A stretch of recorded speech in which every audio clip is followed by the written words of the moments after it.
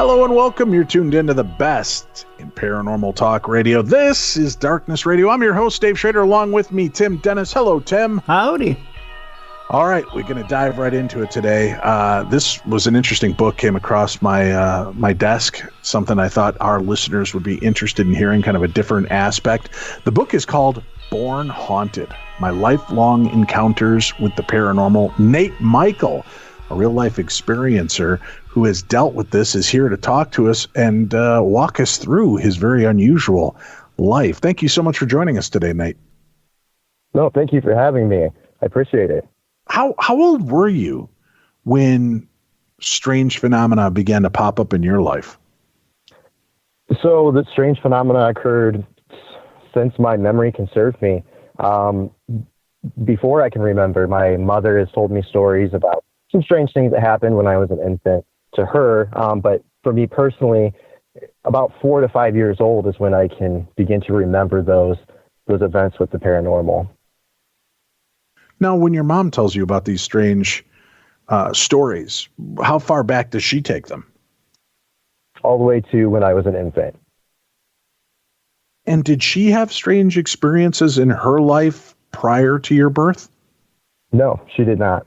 She did not. So this isn't like a generational thing where everybody in your family is kind of prone to the supernatural. This really started with you. I believe so, yes.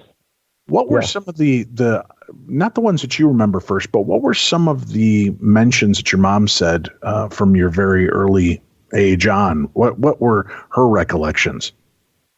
There was a lot of premonitions, psychic type dreams, if you will. When she would be rocking me to sleep at night, she would fall into a nap as well and have these visions of leaving her body and looking back down onto her body and me.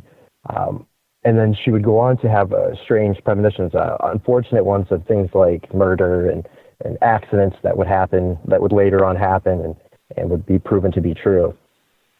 Now, would these murders and accidents happen to you and your family, or were they a grander scale, things that happened to others around the world? Grander scale, things that happened, in the same state, maybe a state away. No, not directly to our family. Okay. And was it only when she was holding you that she would have these premonitions and see these things happen? They would occur mainly when she would be rocking me to sleep at night or something along those lines, yes. All right. And did she notice any strange, I guess, afflictions to you when this would be taking place? Would you be acting unruly or whiny or anything? So I've always suffered from insomnia, and both my mother and father said that they had a very hard time getting me to sleep at night. It was very fussy. I believe they refer to it as colicky, but they certainly didn't think anything of it at the time. It was, the early 1980s. So they just thought it was, an infant having a hard time getting to sleep. All right. And did your parents hear strange things, see strange things around you, or was it more your experiences? They began to see strange things as well.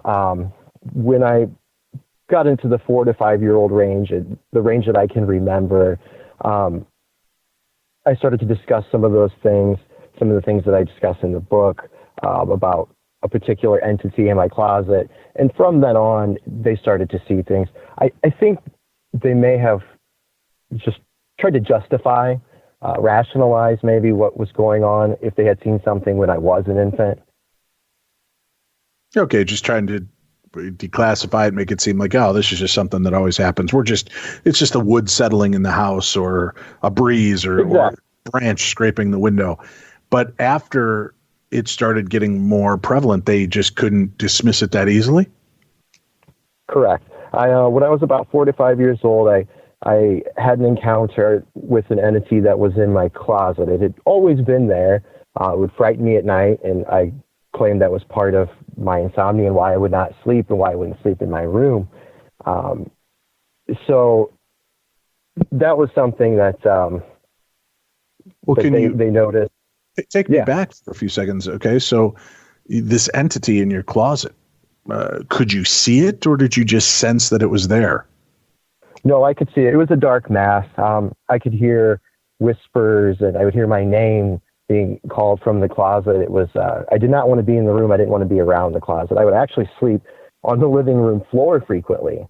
It got so bad that my parents took me to the pediatrician and said, hey, he's not sleeping in his room. And, he claims there's an evil spirit in there. So the pediatrician recommended to, place him in his room, shut the door, and continue to reinforce that. The whispers, was it, now that you can kind of look back at it, think about these moments, were they just like, beckoning? Were they creepy? I mean, was it creepy just because you were a child? What can you really tell me about what was being experienced? I would often hear my name. I would often hear my name being called. To come in the closet, to open the door. Again, it was a dark mass, a very dark shadow.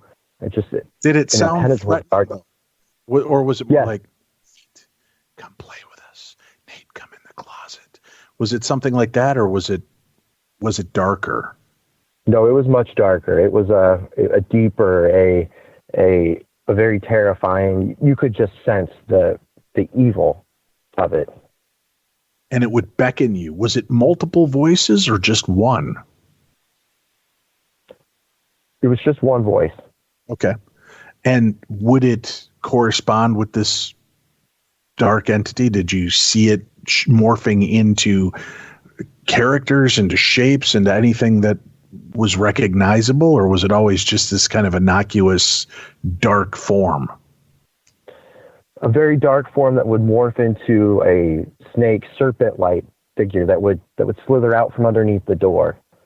And at that point, that's usually when I would run out of my room and get mom or dad, or even just sleep on the floor.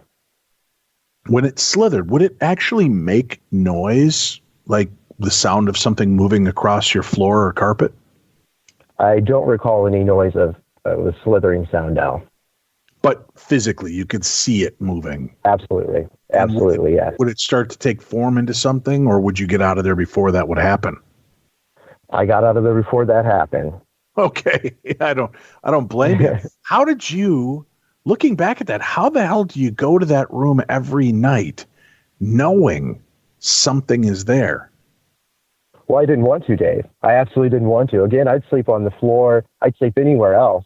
But the pediatrician recommended continually put him back in his room and reinforce that this is his room, his space. He needs to be comfortable with it. He needs to learn to adapt and to try to go to sleep on his own. And your parents subscribe to that theory as well? Or, were they worried because you were still overreacting so much?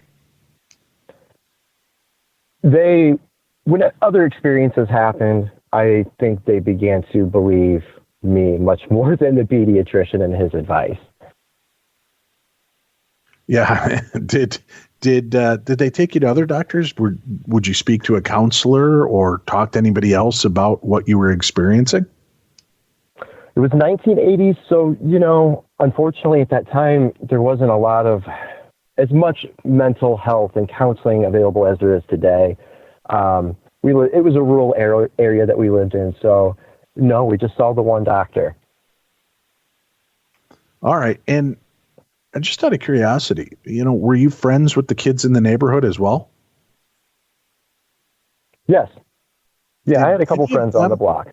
Did any of them ever experience strange phenomena like this?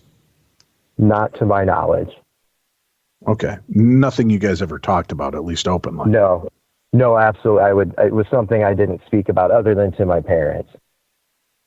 And did your parents ever get agitated or angry with you because they thought you were making this up? No, they were frustrated. Frustrated me being up all night and complaining of this thing in my closet, but they weren't necessarily angry. Yeah. I gotta believe that's frustrating as hell as a parent to have that kind of thing taking place, and there's nothing you can do to really bring comfort to somebody that you're in charge of and love. Did they ever consider moving your room or or sleeping in there with you to see what was going on?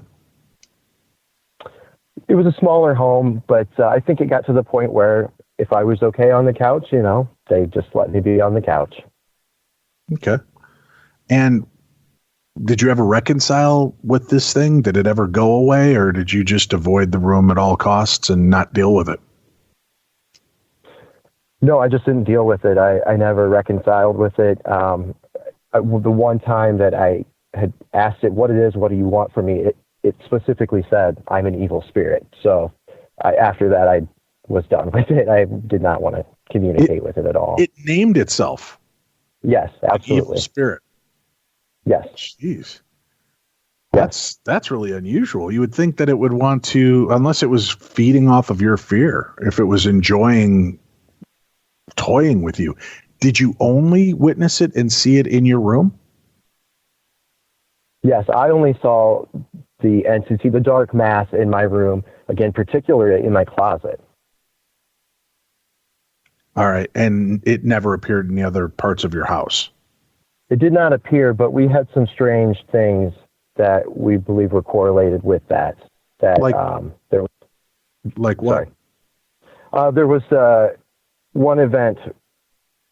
My mother had late at night and had looked at the front door with a small glass of window glass pane on top, and she noticed some writing on the inside of the window, as if, when someone gets out of the shower and they write something in the mirror.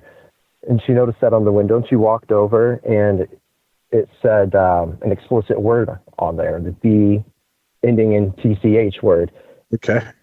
It was on the inside of the window pane. So it was just her, my father, and me. And I was young, and I did not do that, and my father didn't do it. So we believe that the quote-unquote evil spirit wrote that on the window.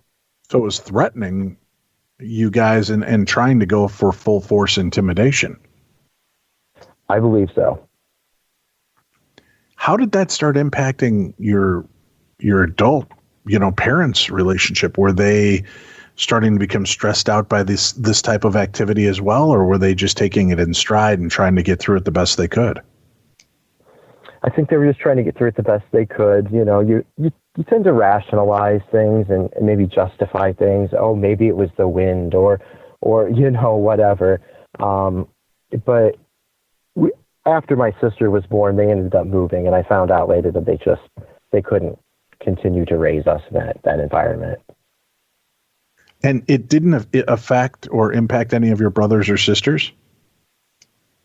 No, my sister was born shortly after, and it didn't seem to impact her. My mother had some strange dreams about her, my sister, and again, then they moved shortly after her birth.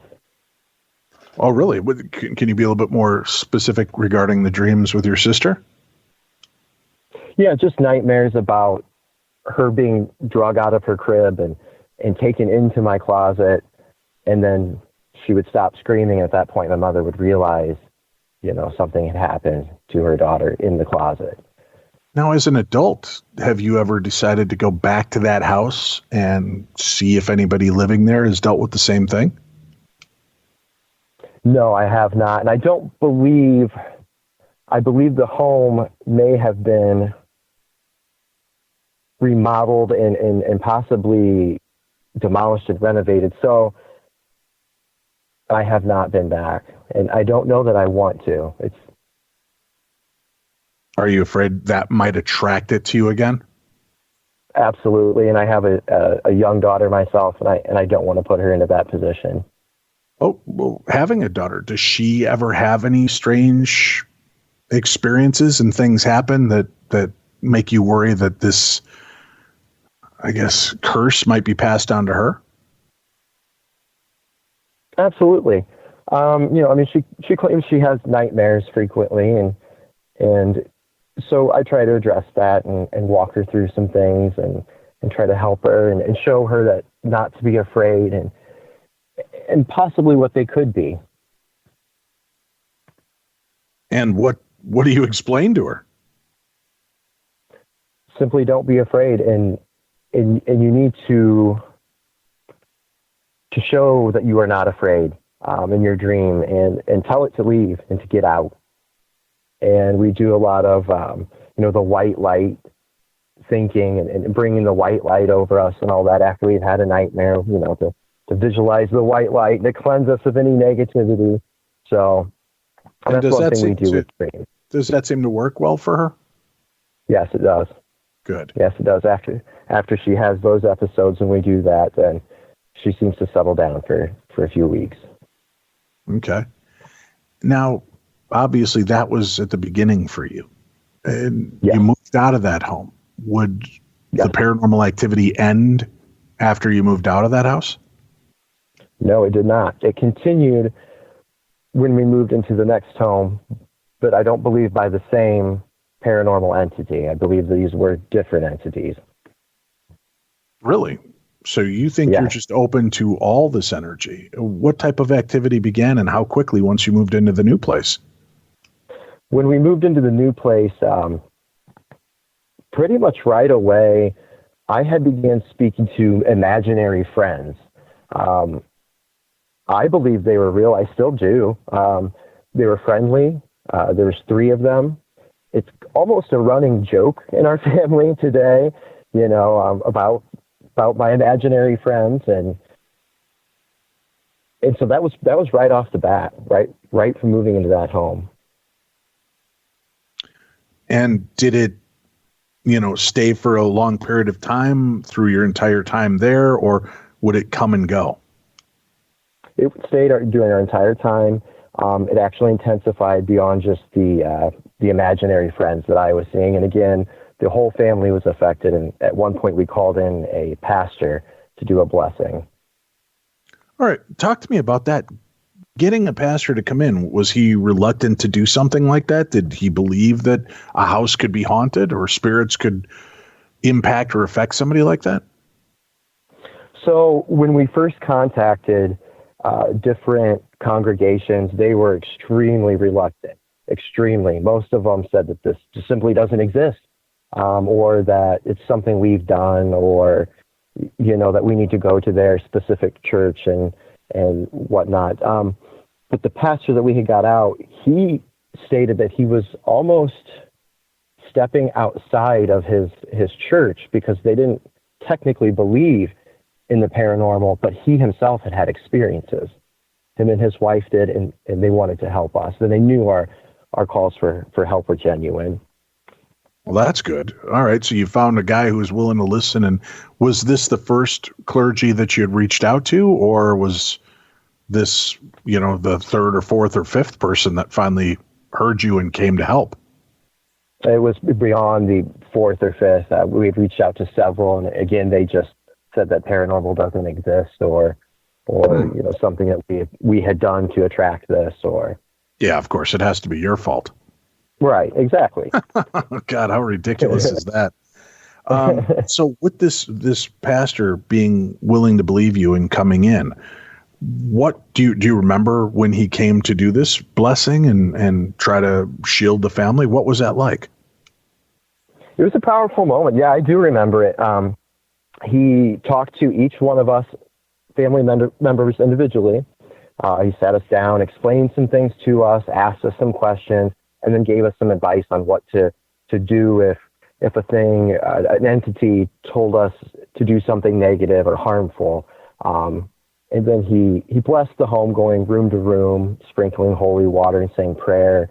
And then at the end, we joined as a family, and we all said a prayer together, and we talked about the importance of love and spreading love and how that can deter anything that may be negative.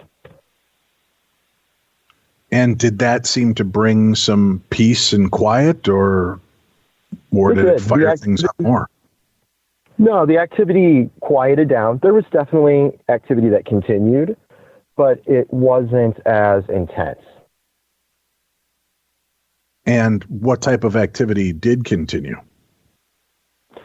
Things like doors closing, footsteps. A frequent thing was having our toilet paper would be completely unrolled and then piled up very neatly, folded up neatly, at the base of the toilet almost nightly. But that continued, doors closing, Really? things like that.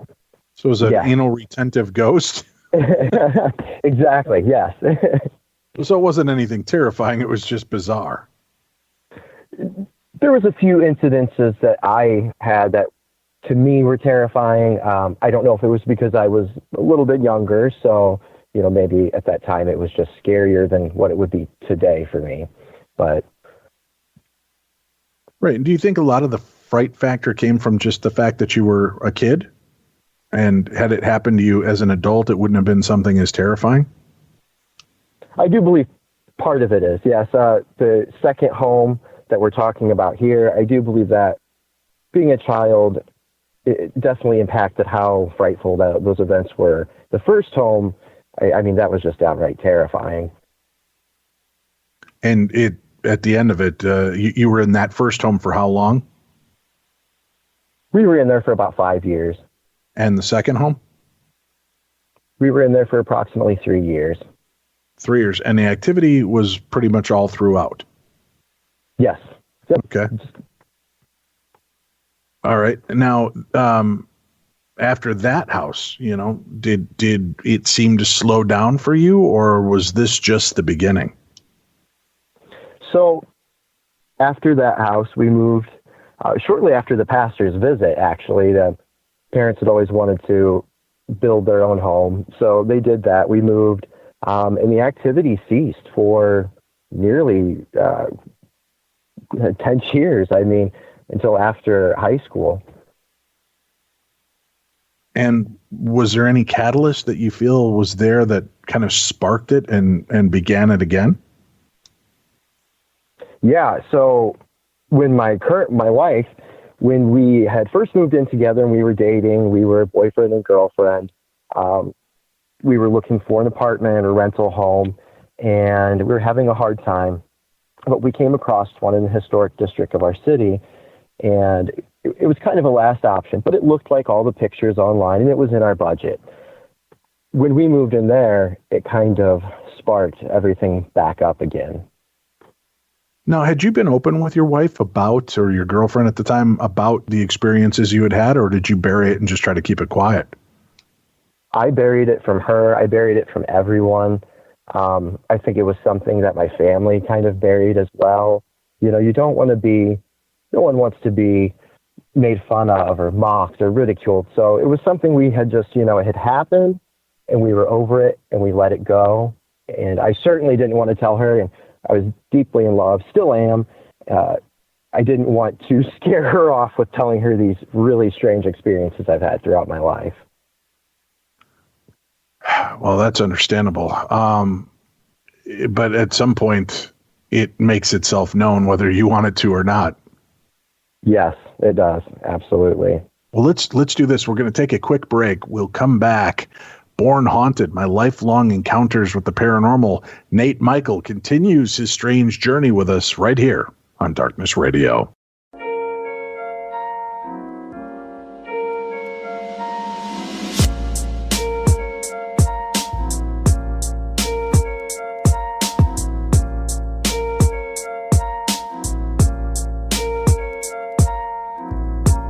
We are back. This is the best in paranormal talk radio. This is Darkness Radio. We've got a link up for this book, Born Haunted, My Lifelong Encounters with the Paranormal. You can find it on today's program. Click it.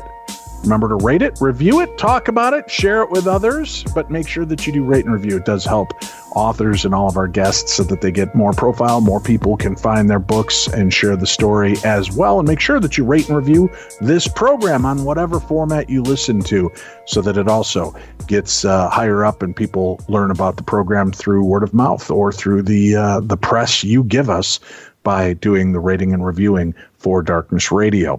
Let's dive back in now, Nate. You're an adult, you're dating, you start to have this activity take place. What's your initial thoughts? Are you like, oh God, not again?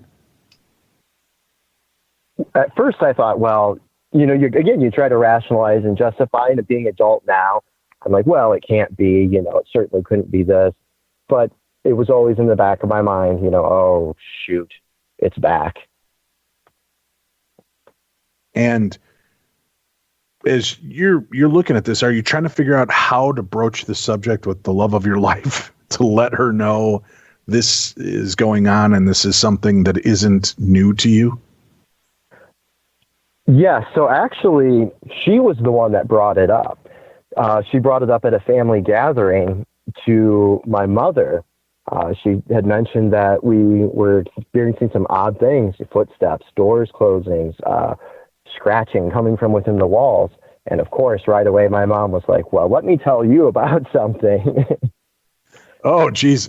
How did you react to that? Here you've kind of kept this secret, and now mom's blowing the proverbial whistle on you. I mean, I think I literally, what's the term, face palm? You know, I put my hand in my face and just shook my head. All right. And how did she respond once your truth had been revealed? She took it very well. And she looked at me and she said, I know our home is haunted. I know where we live is haunted. Was she, I don't want to say fine with it, but I mean, was she accepting of your past with this strange phenomena? Did it excite her? And because there's so many people that get really jazzed about paranormal activity. What was her initial reactions like? So she originally is a skeptic. But after hearing my stories and experiencing those events for herself, she's obviously a believer now. Well, and obviously she was a believer in the house because weird stuff was starting to take place. Oh, yeah. Okay. So does it begin to amp up then again for you as an adult? And what's kind of the catalyst for that? It did. So we would hear a lot of scratching coming from the walls, and we would contact the landlord. As soon as the landlord would pull in the driveway, the scratching would just come to a complete stop. And he even told us one time, you guys are great tenants. We did upkeep on the home. He said, if it wasn't for that, I wouldn't believe you. And from there, it just continued to intensify with items going missing. And then it would the landlord ever hear or witness any of the strange phenomena at all? No, not to my knowledge. He would say, well, maybe, it was a branch blowing up against the house or something. He could never find an explanation. And did you ever ask him if anybody had died in the place? Not at the time, no. After some time, and as more events and more intense events occurred, I began to do my own research. Oh, okay. And what did you uncover? The land that the home was built on is part of a fort. It was originally a fort in the 1700s. Specifically where the home is at, that would have been the section of the fort where they would have hung Indians, unfortunately. Oh, really? Yeah. So it would have been a place of brutality to the Native American settlers and population. Absolutely. I believe the exact words from the historical map I referenced was Indian hanging grounds. Oh my God. Terrible. So, absolutely horrible. What do you do with that knowledge? I became obsessed with the house. I started to research more and go to the library, and I began spending a lot of time online and digging up any piece of information I could and any fact I could on the home, the land, and the area. I was becoming obsessed. How was that impacting your relationship with your girlfriend, or were you married at this time? We weren't married yet. I believe we were about engaged then. It was poor. It was negatively impacting our relationship. We were fighting often. There was just a lot of strife between us, and I began to drink a lot of alcohol. Why? Why did you feel the alcohol was the way to go? Was there something specific, or do you feel like something was influencing you to do that? I really felt something was influencing me. I really do. Just being pulled to the fridge to grab a beer or go to the cabinet for for another kind of hard drink, I just felt compelled to do it. Were you dealing with depression or anxiety at that time? Something that would have normally led people to seek solace in a glass of spirits? I was dealing with insomnia, but that's something I'd always dealt with my entire life, and I still do. But it was just totally just a random compulsion to drink, and I don't drink much anymore, so. And this compulsion, as you were drinking, I know that we have medium friends and people that have had paranormal experiences drink to kind of quell it, quiet it down. Some it works, some it amplifies, and it becomes worse. What was your experience? I'm so glad you brought that up, Dave, because I think that deep down inside of me, I may have been drinking to quiet it and to maybe forget about these events that are going on. But personally, I do know, for me anyways, if I have a few libations, then it just totally brings out, any little bit of psychicness, if you will, that I may have. And by having that unleash, would others notice strange phenomena taking place around you when you were in those like low instances? Mainly my wife. Well, at the time she was fiance girlfriend. She would notice things that, again, doors slamming, and I had an event where I believe I was possessed in the basement of that home. Whoa! All right, well, take us to that. Was this something that was a slow, steady progression, or was it one day you're down in the basement doing laundry, the next day it's, I mean, how did that happen? No, I would say it was more of a slow, steady progression. Again, I was becoming obsessed with the home, and finding out a few different truths about it and some other dark facts about it.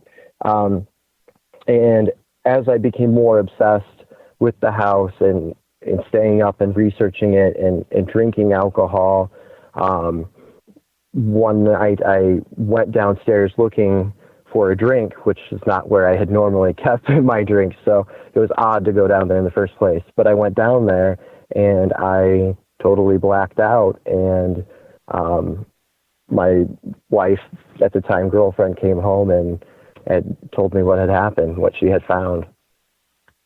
And what was that? She came home. The house was completely dark, silent. She went down to the basement where she found me sitting cross-legged with a candle. And, she asked, "Hun, what are you doing? And you're freaking me out. What's going on here?" And when I looked up to her, she said she could tell that it wasn't me. My face was contorted. My complexion was off. And then she asked, "Who the hell are you?" And out of my mouth, in a deep voice that clearly was not mine, it said that not to worry about me, and that its name was evil and it is destruction. And that voice came out calling itself evil to her. How did your wife react? I mean, that's got to be a terrifying moment. She was absolutely terrified, but she's an extremely strong woman. And her thought was for my safety and not of hers, and not of running out of the house. She wanted to be sure I was safe. So, I couldn't thank her enough for that. But obviously it scared her. It scared the hell out of her. And she knew right then we had to do something. I knew as well. How did he, not he, but how did you come out of that then? I woke up, it felt like I had woke up out of a nap or a dream, It was a few hours later, and I just kind of came to, and she was standing over me, and I said, "Oh, I'd fallen asleep. I'm sorry." And she told me what happened and said, "No, you were possessed." Really? So she had no doubt in her mind what happened to you. What do you do with that knowledge now? Suddenly it's influenced you in such a deep way that it's actually taken you over. You've got to start worrying about your own safety and that of the woman that you love. Absolutely. So that's when we contacted the landlord, and we told him we are done. We have to move out, no matter what that means. If it's breaking the lease or whatever, we have to. And how did he respond to that? I mean, there's usually not an exorcism or possession clause in most rental agreements. Exactly. So he wasn't too excited. Obviously, there goes some of his income, and he would have to charge us a fee and so on and so forth. But we got out of that house. We got out of the lease. So. And once you did that, did you notice an immediate change in your demeanor and in your life? Yes, absolutely. When we moved out of there, it was just like a weight had lifted off. The relationship was so much better, and things were just different. It was just like the fog had cleared. It was that quick of a response for you? Yes. Okay. Yes, it was. Now, with that, when you look back at that moment, do you have any sense to who or what this thing was? Was it human, a ghost trying to scare you two off? Was it something truly demonic? Or do you believe it was an elemental or earth spirit that the Native Americans might have employed to try to protect them and their land? So my personal feelings and the feelings I got in that home and with that situation and those experiences, and again, it correlates with the research of the Native American brutality that occurred to them. There was also a murder that occurred in the home we were renting, a very unfortunate murder where 4 family members were shot. And with that, I think that maybe from all that negativity, something manifested out of that, something dark. And I don't know if you would call it demonic. I don't know if you would call it truly elemental, but I believe it's something that manifested through the negativity and just the brutality of humans between each other. Or I'm just curious if you considered this. Was it the evil that created that murder, suicide? Is it that influenced the people there? You were possessed. Could that have happened to somebody else there? I believe so. I absolutely believe so. The murder that I referenced that took place at that home, it was totally uncalled for, and it was just sudden. And a family member had shot 4 of their family members for no apparent reason. So I do believe that other folks, and maybe folks in that direct area, would be influenced by such a dark force. In reading about this and examining that case about the murder that took place there, what do you feel? Was there any background violence in that family? Any strange aspect that might have predated them living there, or did it really only seem to happen once they were there? According to my research, it only happened when they were there. The gentleman that committed the act began to isolate himself a lot in the home, became very distant from family members, and then one day, for no reason, he committed his horrendous act. Do you think if you would have stayed in that home, that might have been your eventual outcome? Absolutely. I feel that it would have got me one way or another, whether it have been through the alcohol that I was drinking, or through a direct attack from the entity itself. Absolutely. I believe it would have been my demise. That would have been it. Do you think you would have ended up violently ending things with your wife as well? I surely hope that wouldn't happen, but part of me wonders if that would have. And that is definitely a factor, that driving force of getting out of that home, because I don't want it to get to that point. I loved her. I love her too much to let that happen. Right. Ooh, boy, that's just that's really terrifying. That when you start getting into that aspect of it, it's heartbreaking. And you're lucky to have gotten out the way you had before things went horribly south. And it's good that you both recognized that issue as well. Yes. Now, you get out of there, things start to subside for you. What is life like after that? Does it pick up again somewhere new? So when we first moved out of there, actually on moving day, when we were leaving, I looked back at the house and I could see a figure standing in the window, and I couldn't put the pedal to the floor fast enough. It kind of continued when we moved into our current home, more so with dreams. I had a lot of dreams referencing that home, and I still do today. We'll have the occasional dream of that home, and it's often inviting me back. I'm standing outside the home, and a porch light comes on, and the door opens, and it's like it's inviting me in. Now you're married. You said you have children. Yes. Do they ever relate stories of a house that they've never been to and anything strange to them coming through dreams? So yes, I'm married. I have one kid. But no, she doesn't talk about any home or anything like that coming to her through the dreams. All right. Well, that's good. And did you do a lot of research on the location that you live now before you moved in to make sure that you weren't just going straight out of the frying pan and into the fire? So yes, absolutely we did. So we often joke, my wife and I joke, if we ever move, we have to do a full workup on the house, the land, everything about it. We have to know if it's haunted before we go there. Right. Well, but people are not always very forthcoming with that kind of information. Exactly.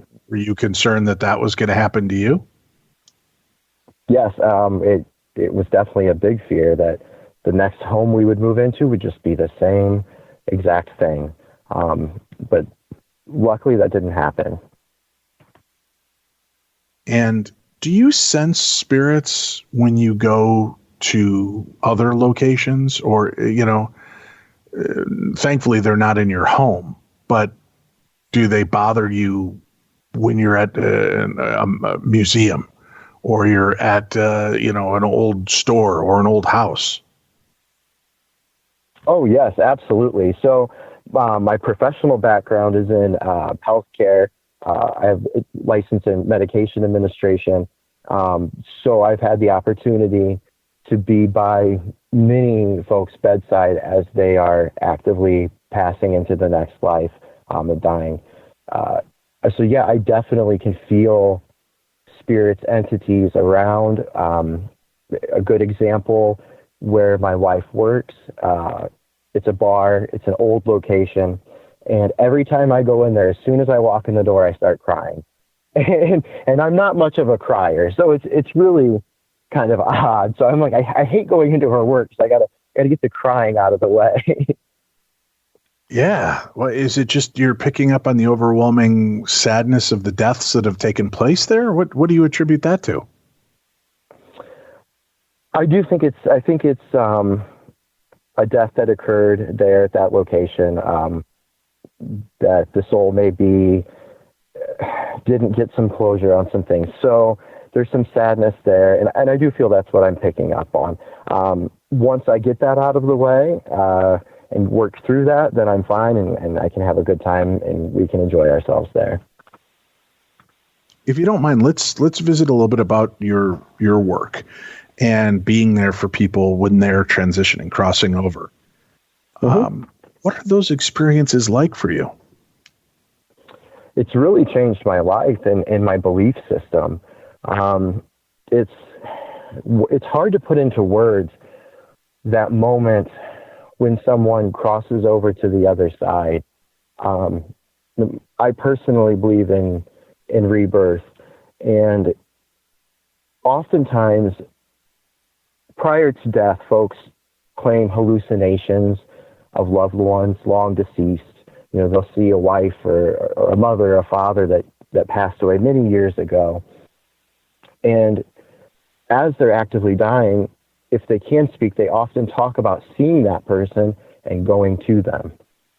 Do you ever sense those people there with them before they even tell you? You can definitely, I get a feeling in the patient's room that there's just someone else. It's never a bad feeling, though. It's always overwhelmingly positive and love. It's a place you almost want to be. Does this change your perception on death then, and life, and what it all means? Absolutely. It's changed my entire religious philosophy, and the things that I believe in, and what I believe happens to us after we die. What do you believe now? And how does it differ from how you felt maybe 10, 15 years ago? So 10, 15 years ago, we grew up in modern Christian. We didn't attend much church, to be honest, but we did go to some Bible school events and went on holidays and things like that. But after having all these experiences, and then compounded with working in the medical field and witnessing the death and the crossing over of the soul, I personally believe it can be almost explained scientifically, and that's with energy. We are energy, and energy can never be created, nor can it be destroyed. It's simply transferred. So I believe that soul, our energy, is being rebirthed and put into another body or another form or whatever it may be. All right. And does that bring you comfort then, knowing that we don't ever really end? Absolutely. Absolutely. We continue on and do what is in our mission to complete. Now, being at the bedside of people that are crossing over, you said that there's been moments when they're merrily reunited with loved ones. Has there ever been an instance that was less than positive? Like whoever was about to expire was facing something much darker or more frightening? I've never witnessed that myself. No. Every time a patient had passed over and I was present, it always was positive. There's always that sadness in the air of having a loved one, a friend, a family member. In the case of, a healthcare worker and the patient, you work with them for some time, so it's sad to see them go. So there might be that sadness in the air, but there's always this underlying positive to it. Yeah, I'm just curious about that. I give a lot of credit to people like you that can work in that environment, be around death and not have it influence you in a negative way or be bummed out by it, because that's something, I guess it's in the way you look at it and interpret it as well. You're there helping, and maybe if I was in that position, I would feel different about it. But just being an outsider looking in, that sounds like it would really be something I'd be afraid would drag me down after a while. Do you ever have that concern? I did at first. When I first got into healthcare, it did bother me. And to give you a really cool experience I had, I was taking care of an elderly lady, and she'd always wanted to meet my daughter. Well, unfortunately, she passed away.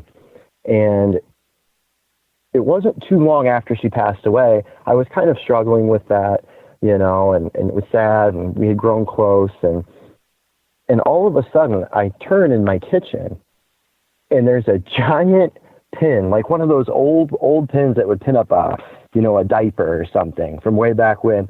And it's just a big old pin that we do not have in our house. And I'm staring at it, and I turn to my wife and I say, "Did you put that there?" And she said, no, I didn't. And I said, well, then that has to be Phyllis. So it is a struggle it was a struggle at first, but that experience really opened my eyes to don't let it bother you. It's not a bad thing. It's a good thing. Yeah, I guess.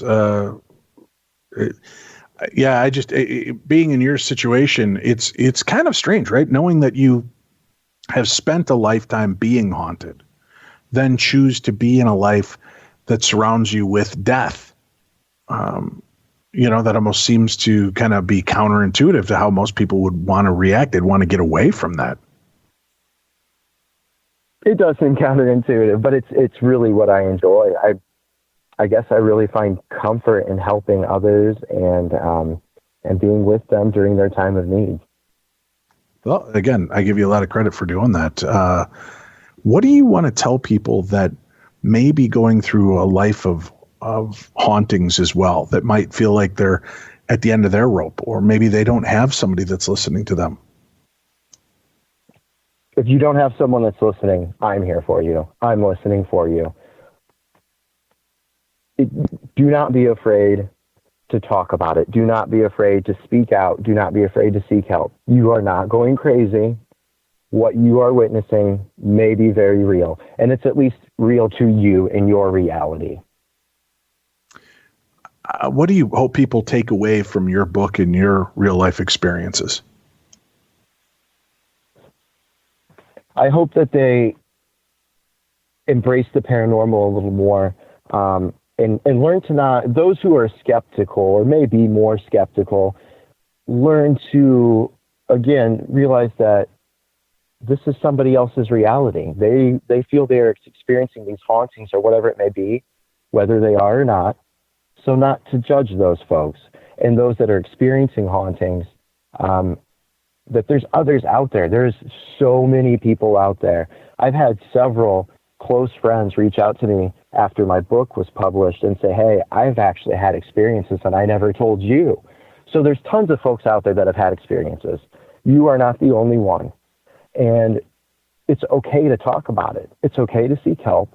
And there is folks out there that will help you. And I would be happy to listen and provide any advice to those who are currently experiencing phenomena and are at their wits' end with it. Now, aside from the spiritual, have you personally had any other strange experiences? Cryptids, aliens, UFOs, any other things that seem to tie into your abilities and sensitivities? I believe I've spotted UFOs a couple times. Now, I could not confirm that. It was just some strange, lights in the sky type thing, and then an object that had shot up into the sky and then split into two and then just disappeared. But nothing that I could confirm in regards to that. And other cryptids or anything, no, I have not. Have you found a way to protect yourself now more so that you're not as open, you're not as vulnerable? Yeah. So again, this has changed my religious views and my spiritual views. So I find a lot of comfort in that. And I found some techniques, again, like I mentioned with the white light and envisioning that and the positive and a lot of meditation and things like that. I find that protects me and it grounds me. And if I'm sensing something and I don't want to, then I can envision that white light and just ask it to please go away. You're not needed.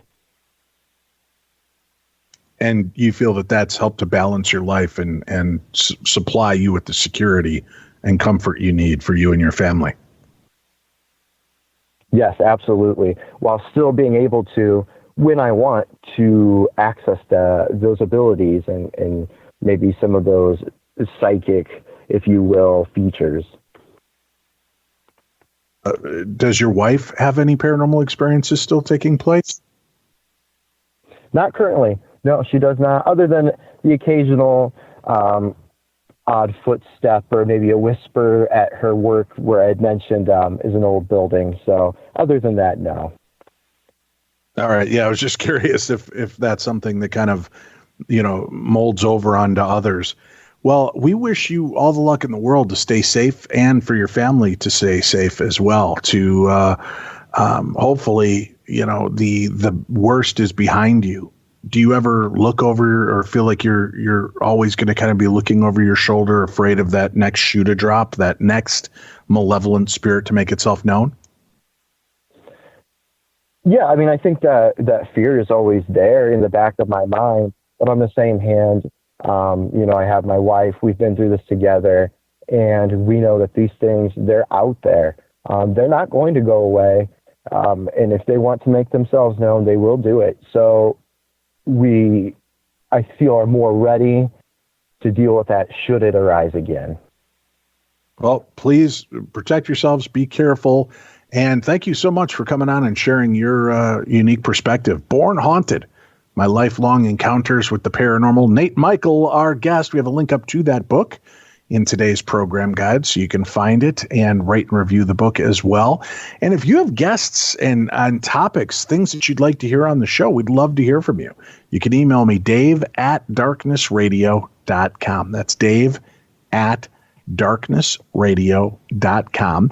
And if you do have contact information for the authors, lecturers, documentarians, experiencers that you'd like to hear on the show, and you can forward that to me as well to make it a little bit easier to locate them. We always appreciate your input. We get some of the greatest guests on the show from your suggestions. So please be a part of the program and help us out. Find great guests that we can share with the rest of the world. Email them to me, dave@darknessradio.com. And don't forget, we also want to hear your stories of the strange and supernatural. You can call our Voices from Beyond voicemail at 651-300-4977. 651-300-4977. Leave us a voicemail. Tell us your paranormal encounters. If you have had a scary, funny, heartwarming, bizarre, unusual experience out of body, maybe ghosts, UFOs, cryptid creatures, or other strange beings that maybe you've not heard anybody else talk about, but you have had that experience. We want to hear from you. You can email your stories to me at dave@darknessradio.com, or you can call us and, like I said, leave a voicemail. You have 3 minutes to do so. If your story is longer than 3 minutes, just call right back and pick up where you left off. Tim will connect those stories into one seamless tale that we'll share on an upcoming episode of Darkness Radio. For Tim Dennis, I'm Dave Schrader. You've been listening to the best in paranormal talk radio. This is Darkness Radio.